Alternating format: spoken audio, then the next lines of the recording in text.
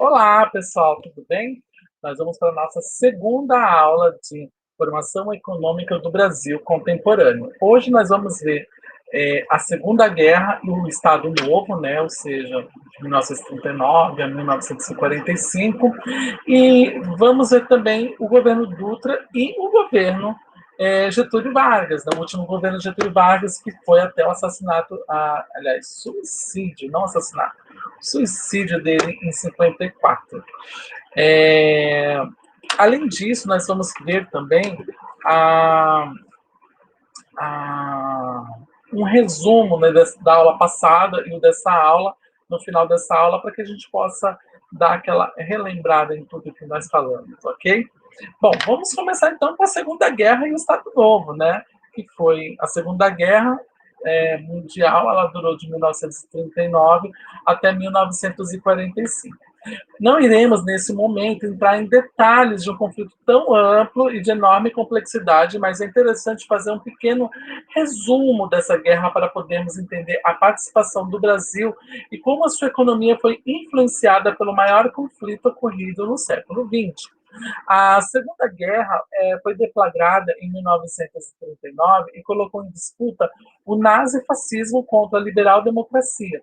Apesar de Getúlio Vargas ter nutrido simpatia pelas ideologias alemã e italiana no período, o Brasil combateu ao lado dos aliados, né? Entretanto, voltando ao conflito na Europa, podemos afirmar que não foi uma guerra que começou do dia para a noite, né? Aliás, desde a assinatura do Tratado de Versalhes, em 1921, que, em função de suas exigências muitas vezes inexequíveis, colocou a Alemanha em uma situação muito difícil. Já se iniciava uma situação de conflito na Europa, né? Então, o Tratado de Versalhes ele foi assinado em 1921 e, dentre suas exigências em relação à derrota da Alemanha na Primeira Guerra, que ocorreu de 1914 a 1918, estavam a devolução dos territórios da Alsácia-Lorena para a França, a desmilitarização do país e o pagamento de dívidas enormes de guerra pela Alemanha aos países que compunham a Tríplice Aliança, né? Então, na década de 1930, foi recorrente o surgimento de governos totalitários, que eram nacionalistas e militaristas, né? Então, na Alemanha surgiu o nazismo, liderado por Adolf Hitler, e na Itália o fascismo, liderado por Benito Mussolini, né? Ambos os países enfrentavam graves crises econômicas desde o final da Primeira Guerra, né? Em 1918. Então, esses países, junto com o Japão, que tinha desejos expansionistas na Ásia, formaram o eixo, né? Então, o início do conflito, como dito, ocorreu em 1939, quando a Alemanha invadiu a Polônia, né? Então, os aliados, formados pela França, Inglaterra, União Soviética e os Estados Unidos, declararam guerra à Alemanha. O eixo obteve importantes vitórias, né, conquistando a Polônia, a Ucrânia, a Iugoslávia, os Sudetos, a França, a Noruega, parte do norte da África. Né? Então, o Japão também obteve êxito, né, invadindo o norte da China. Em 1941, o Japão atacou a base naval de Pearl Harbor, né, dos Estados Unidos, lá no Havaí, obrigando os estadunidenses a entrarem no conflito ao lado dos aliados. Né? Então, o eixo começou a perder forças a partir de 1941 e as derrotas a partir de então se acumulariam. Né? A derrota na frente russa foi muito grave para o exército alemão, até o final da guerra, com a vitória dos aliados em 1945. A Segunda Guerra Mundial ela foi marcada por eventos terríveis, como o genocídio praticado contra judeus, né, que foram 6 milhões de mortos nos campos de concentração nazistas, o genocídio de ciganos, né, 3 milhões de mortos nos campos também de concentração nazistas, e o ataque atômico às cidades japonesas de Hiroshima e Nagasaki, em agosto de 1945. Evento esse que encerrou definitivamente a Segunda Guerra Mundial. Então, para poder dar uma diquinha para vocês, eu vou dar aqui uma sugestão de um filme, O Resgate do Soldado Ryan, né? Que é um filme de 1999, do Steven Spielberg, que vai poder ilustrar bastante essa questão da Segunda Guerra. Né? O Getúlio Vargas, né, como vimos anteriormente, ele havia assumido uma posição ideológica mais próxima do eixo do que dos aliados. Porém, essa posição se modificaria em 1942, quando algumas embarcações brasileiras foram atingidas por submarinos alemães no Oceano Atlântico. Em função desse ataque, o Brasil se aliou aos Estados Unidos, né? Ao nosso país interessava essa união, pois os Estados Unidos prometiam ajuda na construção e instalação da nossa primeira siderúrgica, fundamental para o processo de industrialização do país. Por outro lado, a aliança com o Brasil interessava aos aliados em função da posição geográfica do país, fundamentalmente por causa do nosso imenso litoral, né? Então, o Brasil participaria diretamente do conflito ao enviar tropas para a Itália. Foi assim enviada a Monte Castelo, na Itália, a 61 quilômetros, pouco mais de 61 quilômetros de Bolonha, perto dos Apeninos, né? Uma força expedicionária conhecida como FEB, né? Ou Força Expedicionária Brasileira. A batalha durou 3 meses, né? De 24 de novembro de 1944 a 21 de fevereiro de 1945.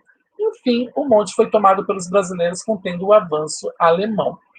O Brasil cedeu bases militares aos aliados, né? A principal foi a cidade de Natal, no Rio Grande do Norte, que servia de local de abastecimento para a Força Aérea estadunidense.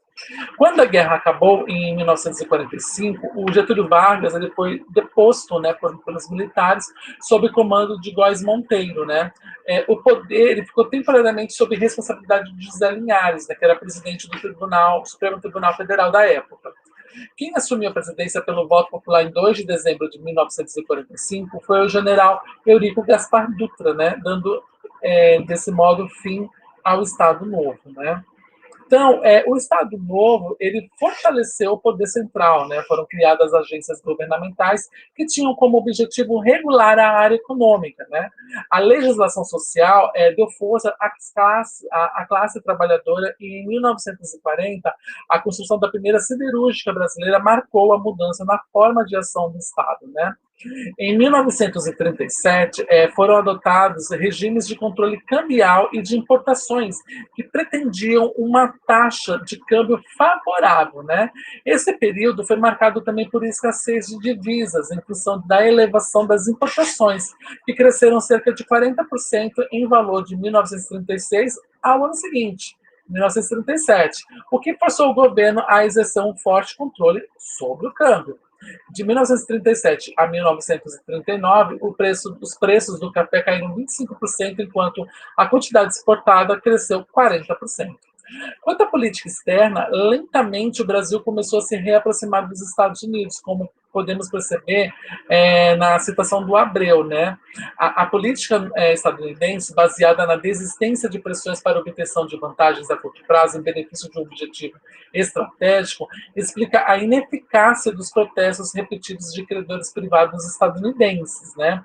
Então, no Departamento de Tesouro dos Estados Unidos, se esboçaram planos de desenvolvimento econômico do Brasil, se abandonando as soluções de curto prazo, tais como a concessão de crédito para o descongelamento de atrasados.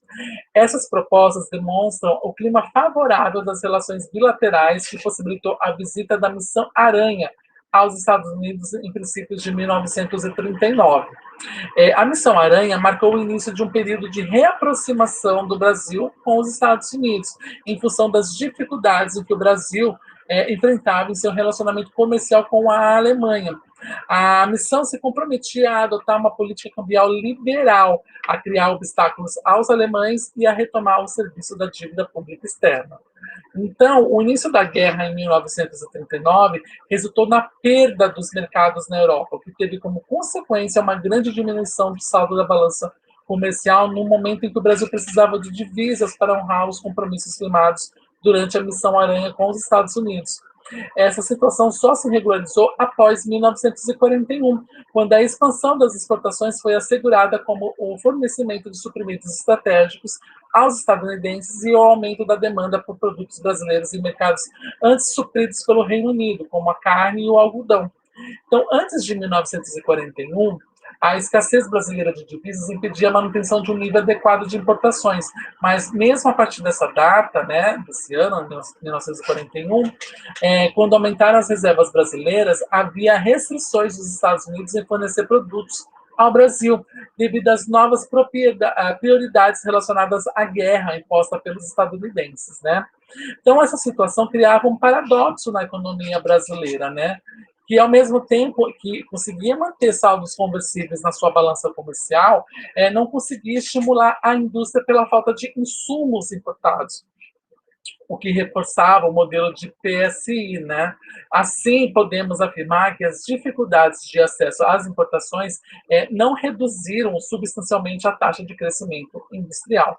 Então, o PIB desse período, no entanto, não apresentou um desempenho muito favorável, pois houve uma queda da produção agrícola na década de 1930. O produto agrícola de 1940 a 1942 praticamente se estagnou em relação ao período anterior, né, que foi de 1936 a 39. E a recuperação pós-1942 foi modesta, sendo de apenas 8% superior. O PIB, que havia crescido 3,5% ao ano, em 1937 a 39, atingiu 0,4% ao ano.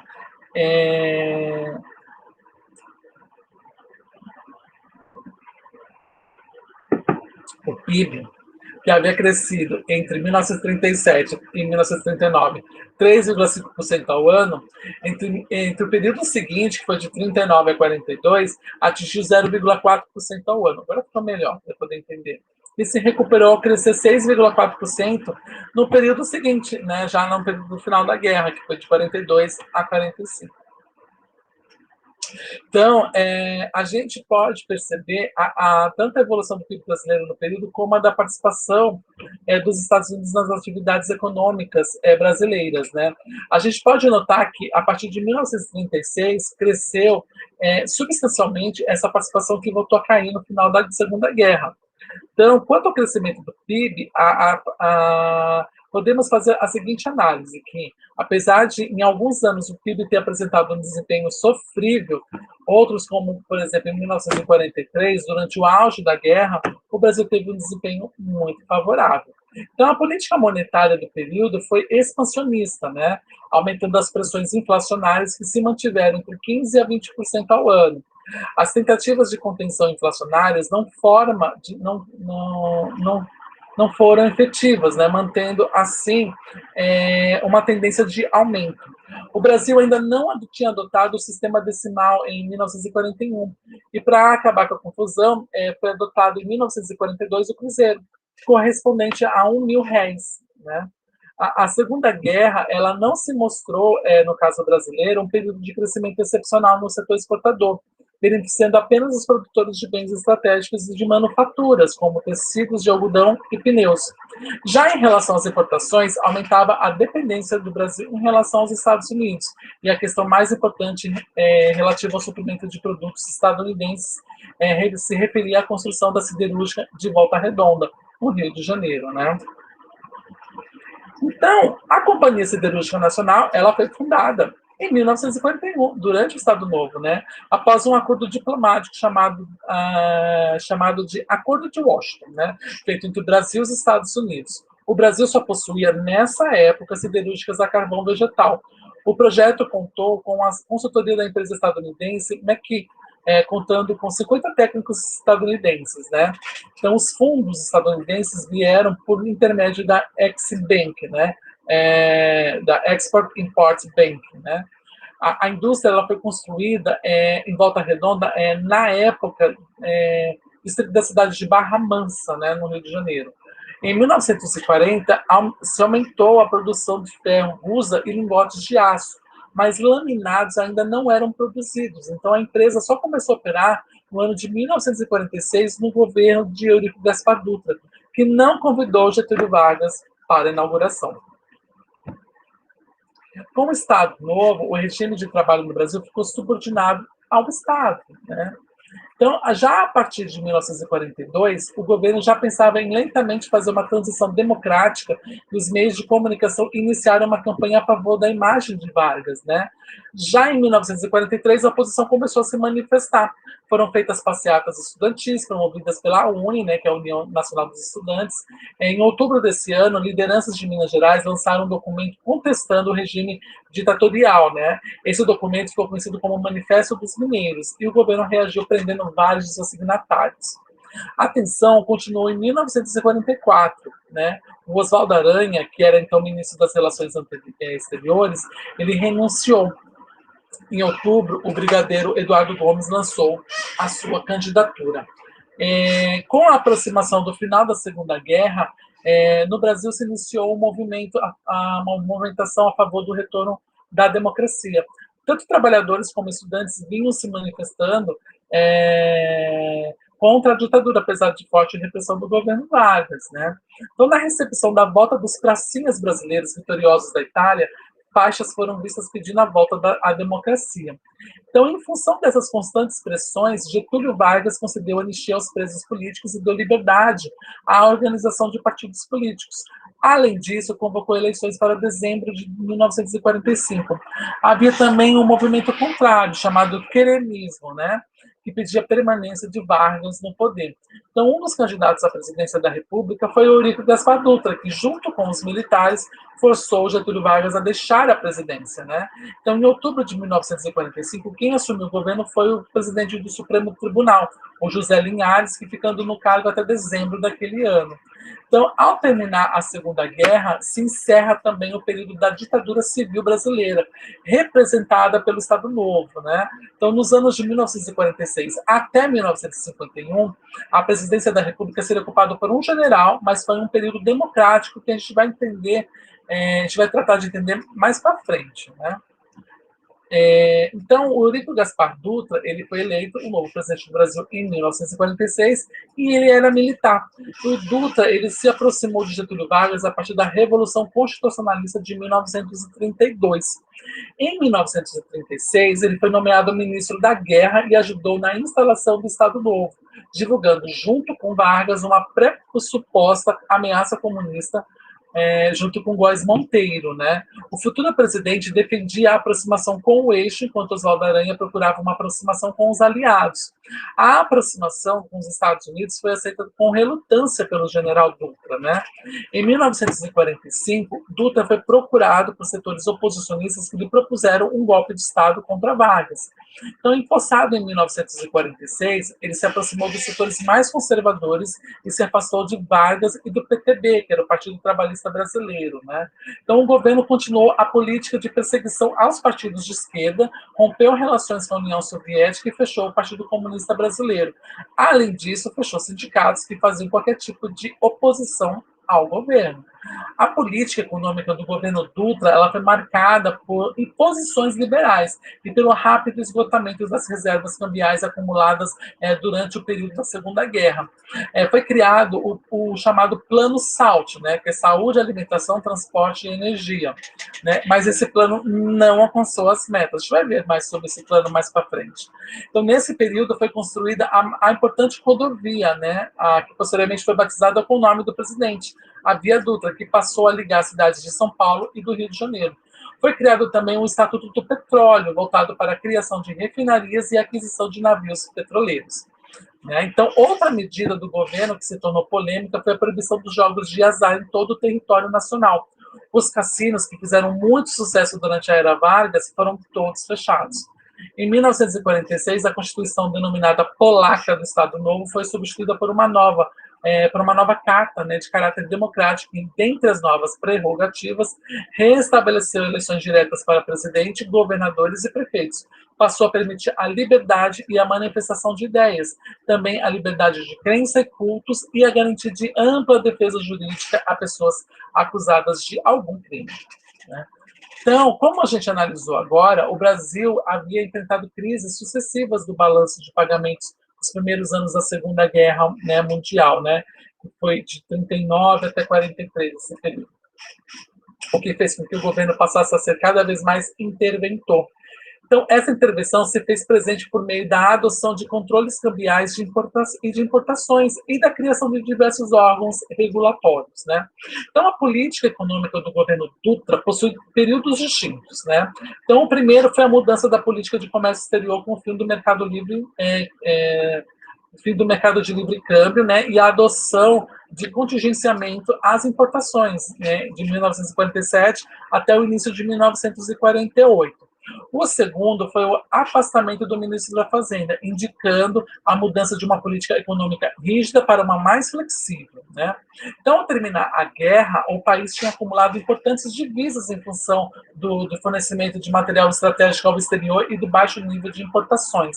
Então, o governo Dutra se iniciou sob a égide liberal de Bretton Woods, né? E é interessante recordarmos alguns pontos interessantes desse encontro, né? Então, em 1º de junho de 1944, mais de 700 delegados de 44 países chegaram ao Monte Washington, né, em Bretton Woods, né, no Hampshire, para tomar parte nas mais amplas negociações econômicas internacionais da história. As nações aliadas, perseguidas por 3 décadas de depressão e guerras, se reuniram para fazer o esboço de um plano criando uma nova ordem econômica pós-guerra. Então, o principal representante britânico era Keynes, né? O interlocutor era o Harry Dexter White, né? E os pensadores forneceram capital intelectual para a criação do FMI e do Banco Mundial, que foram planejados para serem instituições centrais em um mundo sem guerras e sem nacionalismos, né? Então, a agenda de Bretton Woods foi dominada por 2 ideias básicas. A primeira é que os Estados Unidos haviam assumido o papel de potência hegemônica depois da Segunda Guerra, e a segunda era de alçar a moeda estadunidense como moeda-chave mundial. Então, os princípios da década de 1940, né, os consultores da política externa de Roosevelt já se haviam convencido que os Estados Unidos não suportariam mais o tipo de isolacionismo que se seguiu ao Tratado de Versalhes de 1919.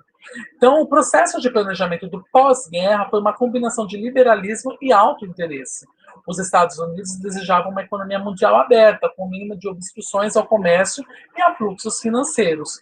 Então, o principal objetivo de Bretton Woods era proporcionar um clima monetário estável, a fim de facilitar uma retomada do comércio internacional. Nos anos 1930, frequentemente os países se refugiavam no protecionismo e na depreciação de suas moedas para ganharem vantagens sobre os seus parceiros comerciais, né? Então, em Bretton Woods, o FMI ficou incumbido de policiar o comércio e as práticas monetárias dos países membros. Mais tarde, em 1947, o FMI foi auxiliado nessa função, principalmente na área comercial, pelo Acordo Geral sobre Tarifas e Comércios, né, ou chamado de GATT. Né? Então, no século XIX e no início do século XX, a maioria das nações se atrelavam as suas moedas ao ouro, né? Então, sob o padrão ouro, o volume de moeda em circulação era limitado pelo estoque nacional do metal. Keynes já há muito argumentava que o padrão ouro contribuía para a depressão e o desemprego, porque governos que adotavam o padrão ouro ficavam impossibilitados de expandir suas ofertas monetárias para amparar as quedas nos negócios e atingir objetivos sociais. Roosevelt afastou os Estados Unidos do padrão ouro em 1933. White dividia com Keynes as críticas ao padrão ouro, mas os banqueiros americanos eram favoráveis ao padrão. A solução era fazer o dólar equivalente ao ouro. Né? Então, como estoques de valor ouro e dólar eram equivalentes somente para o comércio internacional, dólares no exterior poderiam ser trocados por ouro nos Estados Unidos. Bretton Woods estabeleceu taxas de câmbio fixas entre as moedas. Os países teriam que obter a aprovação do FMI para mudar o valor de suas moedas. Em 1946, o Banco Mundial e o FMI iniciaram suas atividades. O Banco Mundial ele foi planejado para facilitar a reconstrução da Europa, né? Como garantia de bom procedimento dos devedores, os países, antes de conseguir empréstimos do Banco Mundial, eram obrigados a fazer parte do FMI. Então, depois da guerra, o dólar americano era a única moeda mundialmente aceita pelo comércio internacional. Em 1947, havia escassez de dólares, né? E os Estados Unidos tinham uma parcela desproporcional da capacidade produtiva mundial e sua dependência de importações era mais modesta do que a maioria de seus parceiros comerciais. Esse problema se intensificou após a Segunda Guerra, né? Então, com a Europa incapacitada para comprar produtos americanos, os Estados Unidos tiveram que diminuir sua produção e mergulhar numa recessão. O que salvou a insegura recuperação do pós-guerra não foram os acordos de Bretton Woods, mas a Guerra Fria, que resultou no Plano Marshall, apresentado por Truman, como essencial para evitar a dominação comunista na Europa. Assim que o Plano Marshall foi acionado, o sistema monetário de Bretton Woods começou a operar. O grande feito desse sistema foi colocar o dólar como moeda-chave no mundo. o sistema ouro-dólar era superior ao padrão ouro, pois, ao contrário do ouro, dólares podiam ser criados para expandir o comércio mundial. Então, dólares saíam dos Estados Unidos para financiar programas de ajuda, investimentos e empréstimos. O dólar era considerado tão bom quanto o ouro, né? Então, os Estados Unidos expandiram a oferta da moeda internacional através de déficits no seu balanço de pagamentos. Até a década de 1950, o sistema monetário de Bretton Woods funcionou razoavelmente bem. Contudo, o professor de Yale, né, o Triffin, previa problemas. Né? Para ele, os crônicos déficits no balanço de pagamentos traziam as sementes de destruição do sistema. Então, os déficits não poderiam servir eternamente como fonte de moeda internacional. Enquanto os Estados Unidos mantivessem ligação dólar-ouro, se a hegemonia de dólares estancasse, a antiga escassez de dólares retornaria e estrangularia o comércio internacional. Por outro lado, um fluxo constante de dólares dos Estados Unidos para o exterior criaria um excesso de dólares no exterior, estimulando governos, né, a demandarem ouro com esses dólares. O estoque de ouro do Tesouro diminuiria, solapando a confiança na capacidade dos Estados Unidos de honrar o lastro de dólar em ouro, levando a uma crise monetária internacional. E esse problema ficou conhecido como o dilema de Triffin. Né? Então, Bretton Woods foi um encontro realizado em 1944 nos Estados Unidos, que contou com a presença de lideranças estadunidenses, banqueiros políticos e além do próprio Keynes. Né? Então, nesse encontro ficou estabelecido que a nova moeda-chave mundial seria o dólar, que colocou os Estados Unidos como a nação mais poderosa do bloco capitalista.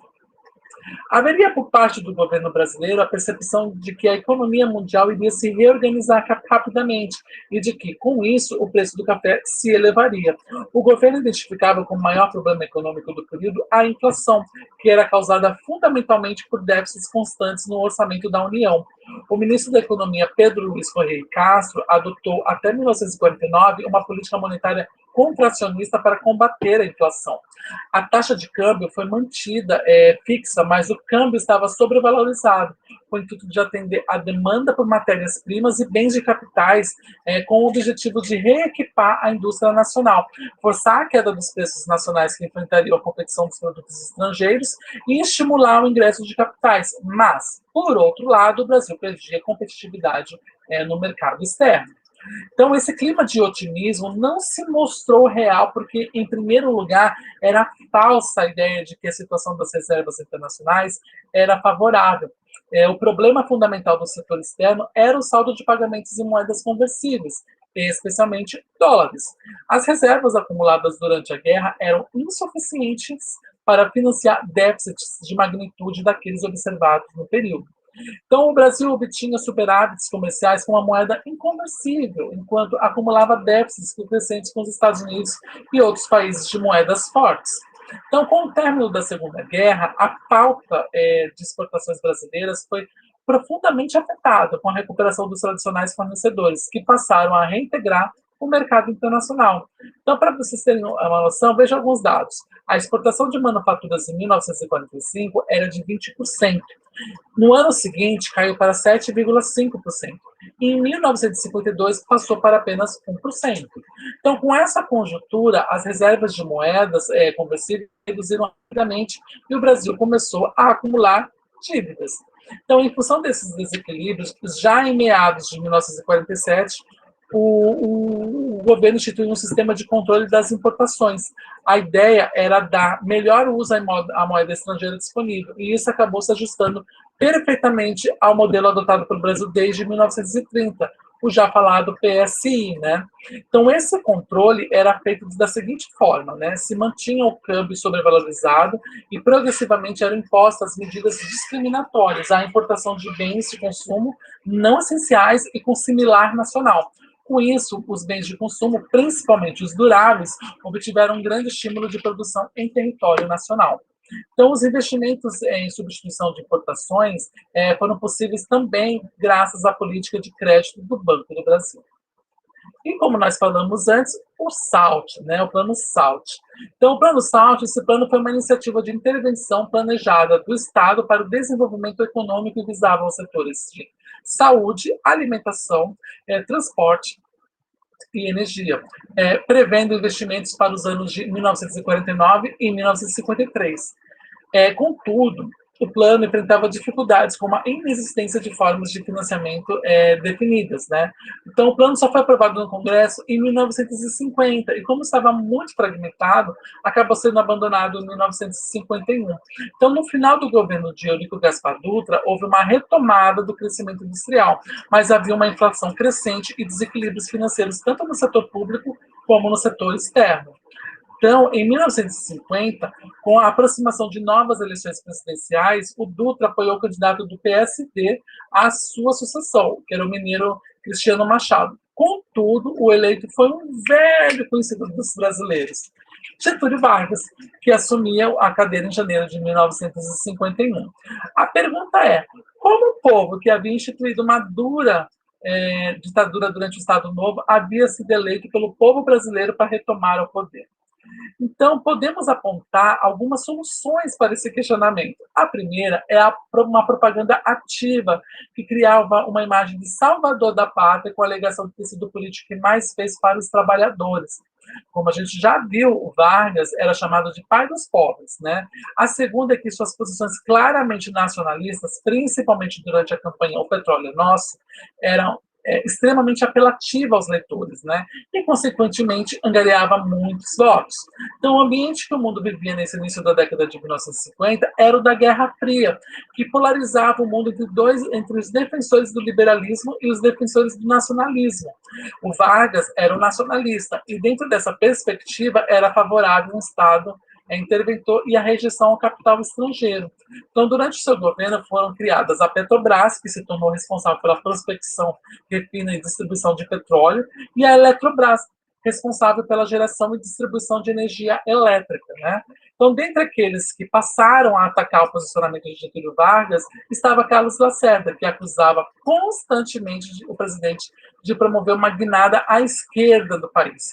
Esses desentendimentos eram constantemente vistos pela população brasileira nos jornais, principalmente no que pertencia ao Lacerda, que é a tribuna da imprensa do Rio de Janeiro, que acusava o presidente de corrupto. Em 24 de agosto de 1954, Carlos Lacerda sofreu um atentado na rua Tuneleiros, né, uma importante rua no bairro carioca de Copacabana. Né? O guarda-costas do jornalista, que é o Gregório Furtado, ele faleceu, mas Lacerda apenas se feriu.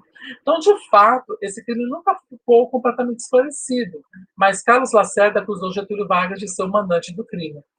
Então, após esse episódio, os grupos que se opunham a Vargas passaram a exigir o seu afastamento. Então, setores das Forças Armadas e da sociedade civil se uniram aos grupos de oposição e, em 24 de agosto de 1954, foi entregue ao presidente um ultimato, assinado pelo ministro da Guerra, exigindo a sua renúncia. O Vargas estava no Palácio do Catete, no Rio de Janeiro, quando redigiu uma carta-testamento em que, em seguida, se suicidou com um tiro no peito.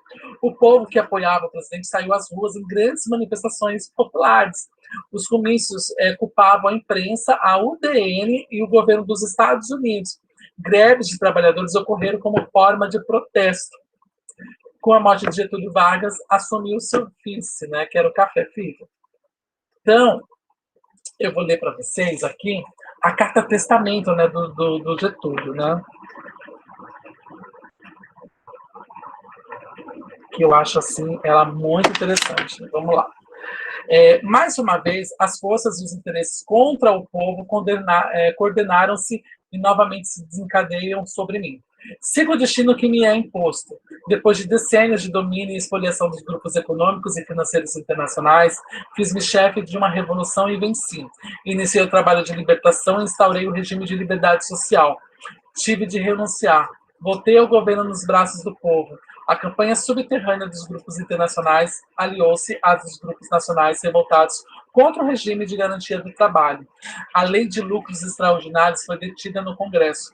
Contra a justiça da revisão do salário mínimo se desencadearam os ódios. Quis criar a liberdade nacional na potencialização das nossas riquezas através da Petrobras. E mal começa esta a funcionar, a onda de agitação se avolumava. A Eletrobras foi obstaculada até o desespero. Não querem que o trabalhador seja livre. Não querem que o povo seja independente. Nada mais vos posso dar, a não ser o meu sangue. Se as aves de rapina querem o sangue de alguém, querem continuar sugando o povo brasileiro. Eu ofereço em holocausto a minha vida. Escolha este meio de estar sempre convosco. E aos que pensam que me derrotaram, respondo com a minha vitória. Era escravo do povo e hoje me liberto para a vida eterna. Mas esse povo de quem fui escravo não mais será escravo de ninguém. Meu sacrifício ficará para sempre em sua alma e em seu sangue, e meu sangue será o preço de seu resgate. Lutei contra a expoliação do Brasil. Lutei contra a expoliação do povo. Tenho lutado de peito aberto. O ódio, as infâmias, a calúnia não abateram meu ânimo. Eu vos dei a minha vida. Agora vos ofereço a minha morte. Nada receio. Serenamente dou o primeiro passo no caminho da eternidade e saio da vida para entrar na história. Então, notem que a Carta Testamento de Getúlio Vargas culpa a burguesia pelo seu suicídio, ao mesmo tempo que se coloca ao lado dos menos favorecidos. Então, alguns autores consideram que essa carta foi a última cartada política de Vargas, que não queria ser retirado do governo de maneira vergonhosa e pretendia entrar para a história brasileira como um herói. Então, nunca ficou provado quem foi de fato o mandante de tal crime na rua Toneleiros, né? As investigações não chegaram a nenhuma conclusão que pudesse apontar definitivamente a culpa do presidente Vargas. Então, para poder vocês compreenderem, inclusive, essa parte, eu dou a indicação aqui do filme nacional Getúlio. É um filme recente até, tem de 2014, né? E que é muito interessante. Uma das coisas que tem bem curiosa é a capa do Correio do Povo, né? Que traz com uma manchete: comove o Brasil a morte trágica de Getúlio Vargas. O filme eu vou deixar na descrição também como indicação, tá bom? Então, no último período do mandato de Vargas, foi marcado pelo clima de Guerra Fria que colocava o confronto dos Estados Unidos e a União Soviética, né? Os países como o Brasil não estavam no alto da pauta de interesses estadunidenses e, assim, o país dependia estritamente do mercado e dos movimentos privados de capitais internacionais para o financiamento de seus déficits em transações correntes e seus projetos desenvolvimentistas, né? Desenvolvimentistas. Saiu. As iniciativas governamentais na economia foram herdadas em parte pelo governo de Dutra. E como já observamos, havia uma inflação crescente em decorrência do desequilíbrio financeiro do setor público. Além disso, no setor externo, havia a expectativa de aumento do preço do café. Mas, por outro lado, o governo via a necessidade de estabilizar a economia saneando as finanças públicas, adotando uma política monetária restritiva e, ao mesmo tempo, realizando empreendimentos no setor industrial. Em 1952, foi criado o Banco Nacional de Desenvolvimento Econômico, o BNDE, né, que era subsidiado por intermédio de um adicional sobre o imposto de renda, e foi fundamental para o financiamento de projetos de infraestrutura de transporte e energia. Em 1953, foi feita a Instrução 70 da Superintendência da Moeda e do Crédito, ou chamada de SUMOC, né, que condicionava as importações aos interesses industriais mediante leilão de divisas com um câmbio diferenciado conforme a necessidade da importação. Esses leilões passaram a ser importantes fontes de arrecadação para o Estado. Então, a SUMOC tinha como principal atribuição a responsabilidade de definir as políticas monetárias internas e externas do país. Além disso, deveria preparar o campo para que um dia o Brasil tivesse um Banco Central independente que tivesse as funções de assessoria, controle e fiscalização bancária. Era subordinada ao Ministério da Fazenda e dividia a tarefa de administrar a política monetária do Brasil com o Banco do Brasil. Então, a SUMOC tinha o poder de requerer a emissão de papel moeda ao Tesouro Nacional, receber com exclusividade os depósitos dos bancos comerciais e as operações desses bancos, além de ser responsável pela política cambial, promover a compra e venda de títulos do governo e autorizar o redesconto de títulos e empréstimos a bancos, né? Então, esse órgão passou a desempenhar funções de um banco central, inclusive controlando a emissão de papel moeda e as atividades bancárias. Inclusive, foi a SUMOC que criou o orçamento monetário. Então, a falta de sustentação política da burguesia industrial e as limitações de acumulação financeira nacional em uma economia que dependia muito da tecnologia externa resultaram em poucas transformações na estrutura produtiva, impedindo que o Brasil se tornasse autônomo no seu desenvolvimento industrial. Então, a política do comércio exterior nos 2 primeiros anos do governo Vargas manteve a taxa de câmbio fixa e sobrevalorizada, e o regime de concessão de licenças para importar, mas essa medida foi flexibilizada nos primeiros 2 anos do novo governo, né? Então, a inflação era uma das principais preocupações dos governos, né? Mas a medida para minimizar a inflação não surtiria os efeitos desejados, né? Conforme o Abreu também continua dizendo, que o importante papel anti-inflacionário atribuído à expansão das importações é facilmente compreensível no contexto do ortodoxo pensamento econômico das autoridades da época. A inflação era explicada pela expansão dos meios de pagamentos, que, no caso brasileiro, se chocava com a oferta relativamente inelástica do mercado interno, né? Agravada pela escassez de ofertas de bens de produção, o que tornava a melhoria de produtividade dependente de importações. Então, nessas condições, a acumulação de amplos saldos de exportação, desacompanhada de medidas fiscais de esterilização monetária, de difícil e lenta adoção ou de uma contrapartida adequada de importações, constituiria sério fator de inflação a se somar ao déficit orçamentário e à expansão creditícia ocorridas em 1950.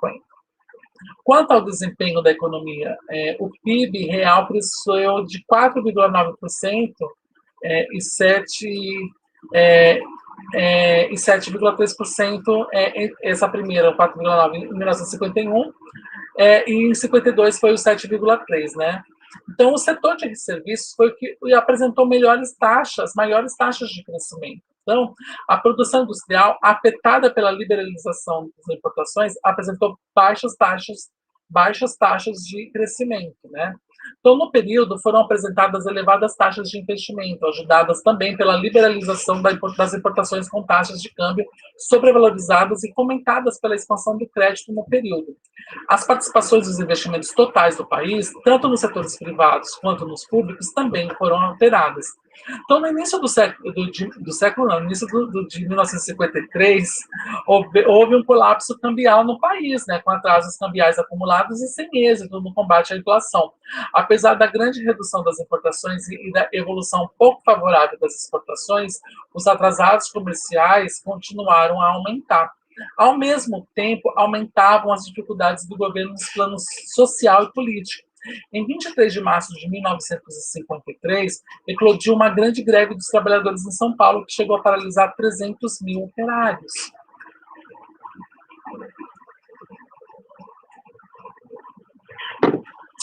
E no início de 1954, as perspectivas de evolução do setor externo da economia brasileira pareciam favoráveis, né?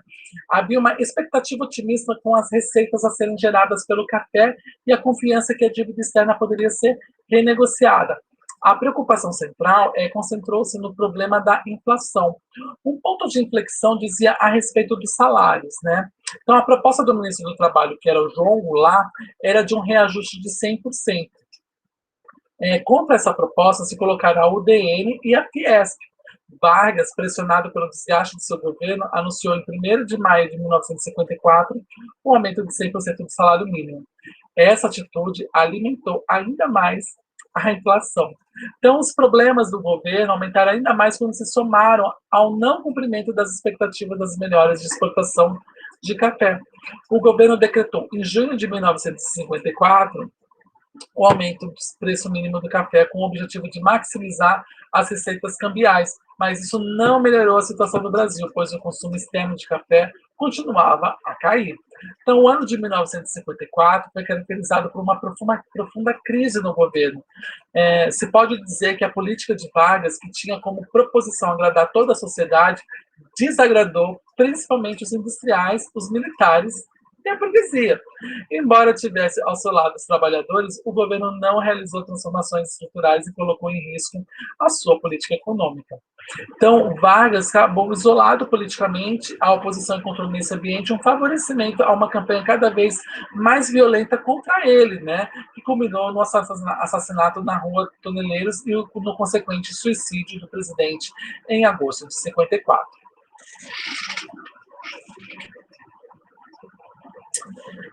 Bom, antes de ir para a última parte, que é justamente a interpretação da vocação, a gente vai falar. Aliás, agora a gente vai para a última parte, né, que é a interpretação da vocação agrária versus a interpretação desenvolvimentista. Né? Então, a partir de Getúlio Vargas, ficam evidentes os conflitos entre as elites econômicas do país.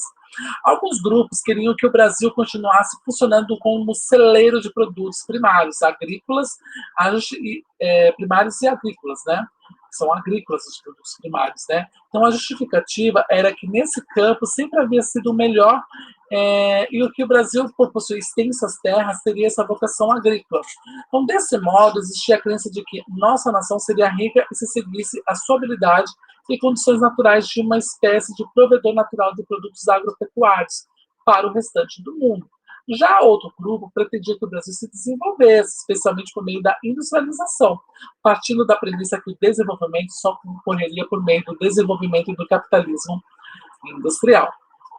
Então, esses grupos se contraporiam, né, no decorrer do tempo. E essa discussão jamais encontrou um consenso.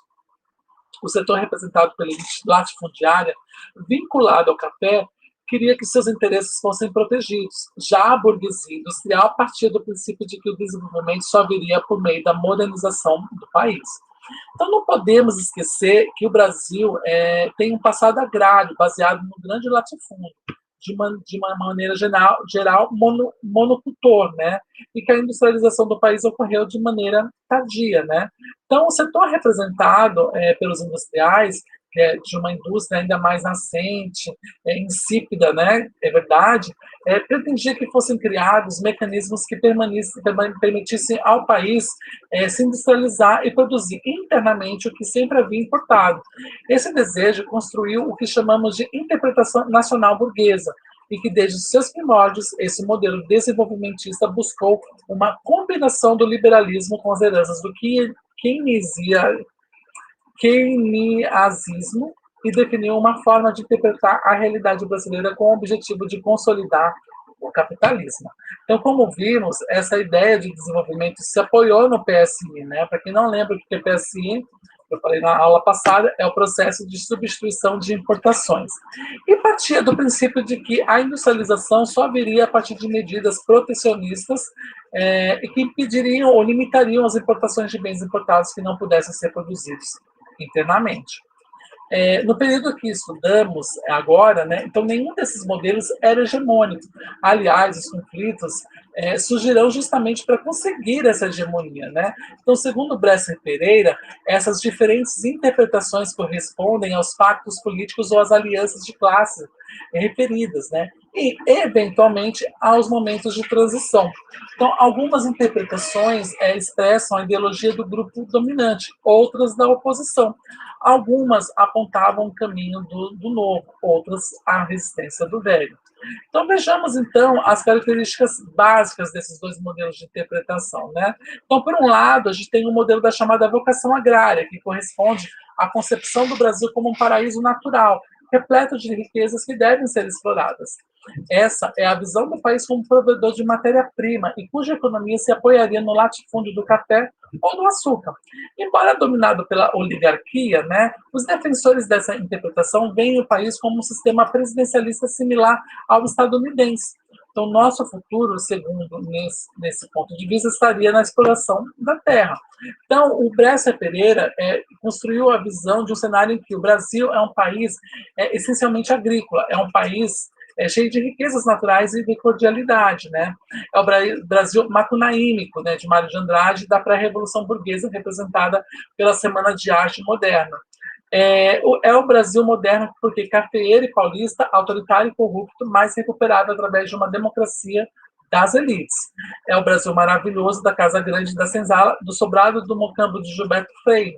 É o país cordial de Buarque de Holanda. É o Brasil essencialmente agrícola de Moutinho e de Eugênio Godin. Né? Já o outro modelo, né, o nacional burguês, ele se opõe ao da vocação agrária.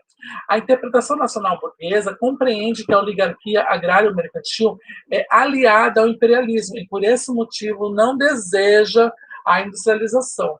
Então, a vocação agrária quer, de fato, manter a situação semi-feudal e exportadora. A burguesia industrial, ao contrário, quer a modernidade, o apoio ao setor industrial nacional. É ela, aliada às classes médias e aos trabalhadores urbanos, que ensejará uma outra maneira de entender o Brasil e a inserção do país no ambiente capitalista mundial. No entanto, nada é tão simples. É notável que de vários dos primeiros industriais estabelecidos na cidade de São Paulo não eram imigrantes ou antigos comerciantes, mas sim cafeicultores que, em determinado momento, perceberam que o café é um produto muito frágil, devido ao fato de se tratar de um bem supérfluo e rapidamente pode ser abandonado em um momento de crise. Assim, alguns cafeicultores entre o final do século XIX e a primeira metade do século XX se tornaram industriais, substituindo sua atividade econômica ou mesmo mantendo as duas atividades conjuntamente. A maior parte dos empresários, no entanto, era composta por pessoas de origem estrangeira, a maioria italianos, portugueses e alemães, mas a gama de imigrantes que compôs o primeiro parque industrial do país era muito mais diversificada, incluindo aí libaneses, judeus, espanhóis, franceses, estadunidenses, ingleses, entre outras tantas nacionalidades.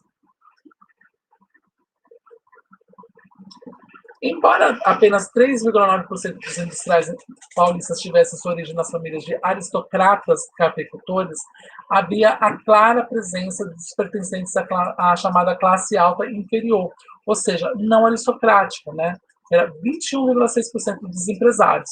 Então, da classe média superior faziam parte apenas 7,8% e da classe média propriamente dita, 16,7%. Bom, eu vou fazer um breve resumo dessas duas últimas aulas para vocês compreenderem de um modo holístico, tudo isso que nós falamos, tá? Então, como vimos, o Brasil atravessou um período muito conturbado, passando pela crise de 1930, que levou ao fim da República do Café com Leite e ao início da Era Vargas, né?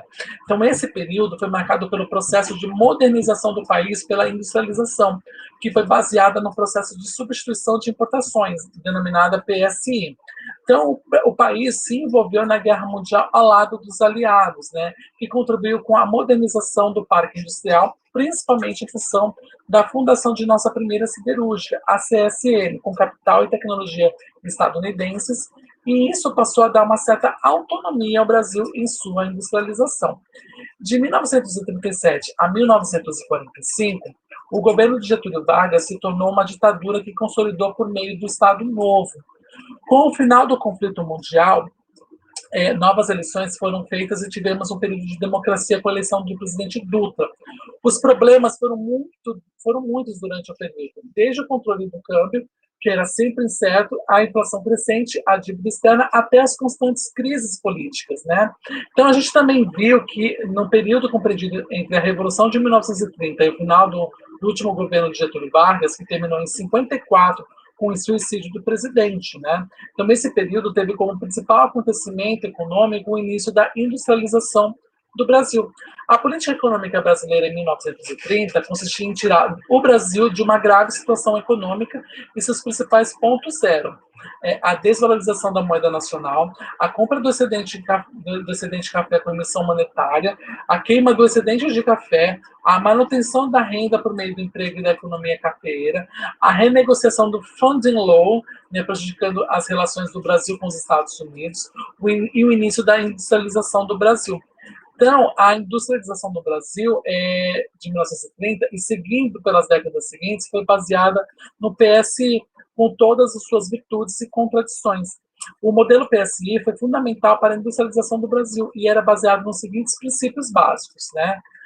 O Estado assume posturas protecionistas, tanto em relação à política cambial como em relação à política aduaneira.